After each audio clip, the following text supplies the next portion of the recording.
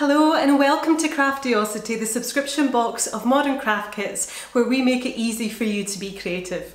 If we haven't met before, hi, I'm Moira Fuller. I'm the founder of Craftiosity and I've been teaching creative workshops for years, including for Anthropology, the National Trust and Kirsty Allsop's Handmade Fair. For this month's project, we're taking inspiration from the wilderness. There's something lovely about a walk in an old wood or to breathe in the smell of damp leaves when it's just been raining. We're bringing a little of that wilderness into this month's project. So what are we making? Well, nature's bringing her artistry to your project this month, taking imprints from your favourite leaves to create a trio of candle holders. So for these you can either go foraging locally for leaves or pick some from your favourite flowers, maybe a bunch of flowers that mean something special to you.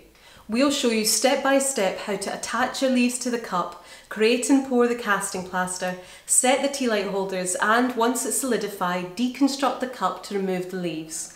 There's something really magical about peeling those little leaves away to see what they reveal underneath. It's quite addictive. Everything you need is in the box and we've included the tea light candles so you can use them as soon as they're ready.